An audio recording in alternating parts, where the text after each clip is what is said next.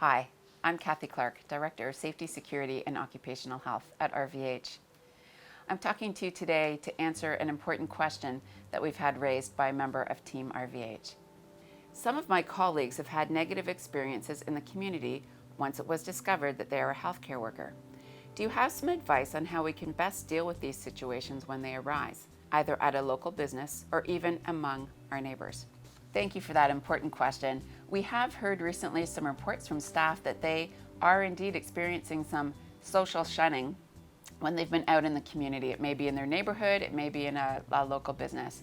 And that's an important thing for us to really think about and be prepared and ready to respond to if that happens.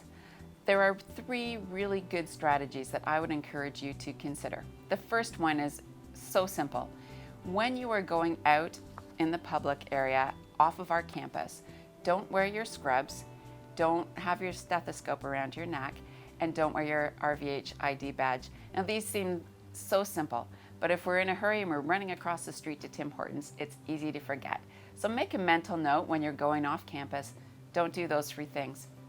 The second strategy is a little bit trickier because you really need to gauge the mood of the person that you're interacting with at the time. But if it's possible, think about this as an opportunity to provide some gentle education. Think about how we know that a lack of information really can breed fear, and this is your chance to allay that fear. Acknowledge and recognize that someone may not have enough information to work with, and give them some information that they may find helpful. Remind them that at RVH we have incredibly stringent infection prevention and control practices. We have an incredible amount of cleaning that is done diligently every single day by our environmental services team. And every member of Team RVH, no matter what our job is here, wears appropriate personal protective equipment throughout the day, and that equipment does not go home with them at the end of the day.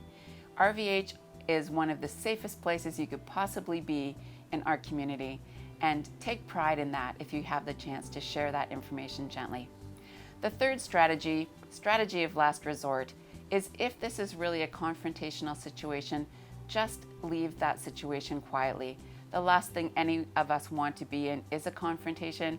If you need to count to 10 before responding or leaving, that's what I always do.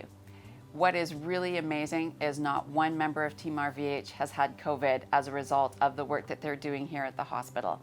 Always remember, if you find yourself with the opportunity to provide some gentle education, never do it in a bossy boots way. Always acknowledge and empathize with the fear of others. That's the best way to get your message across. Remember, we're all in this together, and we are caring for you.